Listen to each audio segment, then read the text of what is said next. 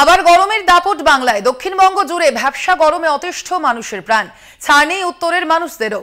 তাপমাত্রা এক ধাক্কায় অনেকটাই বেড়ে গিয়েছে আলিপুরদুয়ার জেলা জুড়ে। এতে শুধু মানুষ নয়, সমস্যায় পড়েছে বন্যপ্রাণীরাও।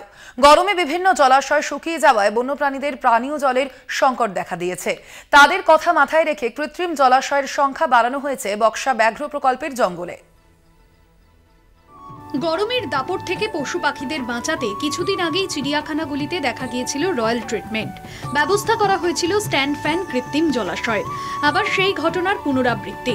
গরম বাড়তেই বক্সা ব্যাঘ্র প্রকল্পের জঙ্গলের কোর এরিয়াগুলিতে তৈরি হলো 9টি কৃত্রিম জলাশয়।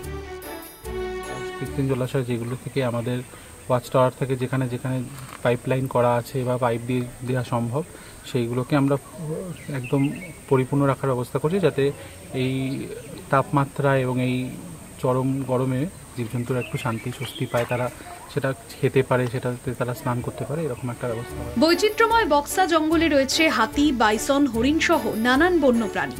রয়্যাল বেঙ্গল টাইগার থাকায় অনুকূল পরিবেশ তৈরি করা হলো বক্সার জঙ্গলে। প্রতিদিন ট্যাঙ্কার নিয়ে গিয়ে সেটা জলে পরিপূর্ণ করে তোলা হচ্ছে। শুধু জল নয়, তার সঙ্গে মেশানো হচ্ছে লবণ। আলিপুরদুয়ার থেকে অজয় শাহর রিপোর্ট, কলকাতা টিভি।